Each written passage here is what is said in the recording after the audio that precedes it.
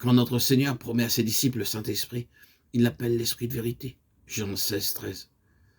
Cette vérité qui est Jésus lui-même, cette vérité qu'il nous a apportée du ciel pour nous la communiquer comme une réalité substantielle et divine, se trouve dans l'Esprit de Dieu.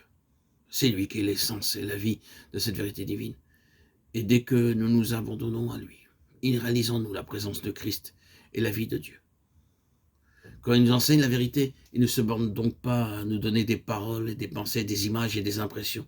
Nous les faisons parvenir au moyen de tels livres ou de tels prédicateurs. Mais il pénètre jusqu'aux sources de notre vie pour y déposer la vérité de Dieu, cette semence dont il est lui-même la vie divine.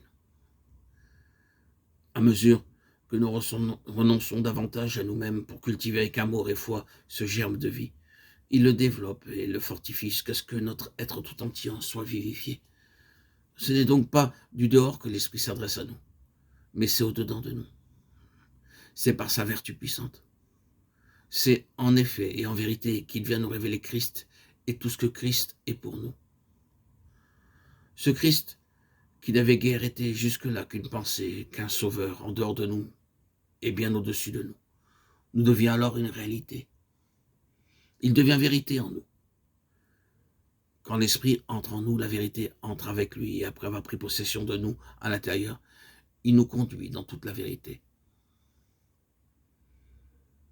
Lorsque notre Seigneur nous promet l'Esprit de vérité de la part du Père, il précise ce qu'il devait faire en nous.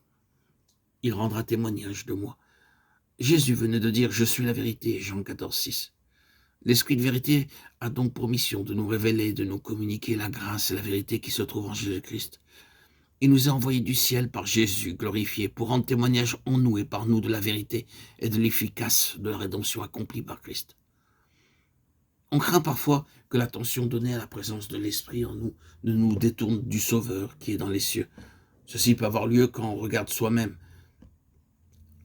Quand on regarde à soi-même, soyons certains que c'est en reconnaissant avec adoration et foi la présence en nous de l'Esprit que nous en viendrons à saisir plus réellement, plus complètement que Christ seul est tout en nous.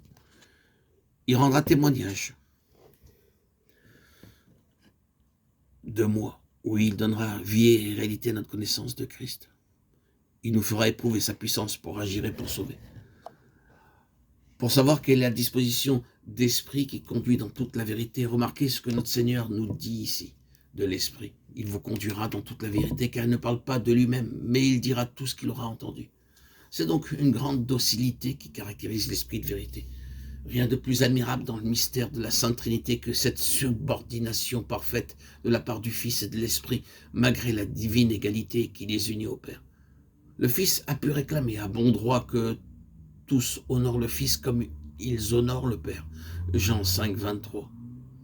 Et pourtant, il ne croit pas déroger en disant « Le Fils ne peut rien faire de lui-même. Ce que j'ai entendu de lui, je le dis. » Jean 5, 19, 8, 26. Il en est de même aussi de l'Esprit de vérité. Jamais il ne parlera de lui-même. Nous pourrions trouver qu'il aurait le droit de le faire, mais non. Il ne dit que ce qu'il a entendu.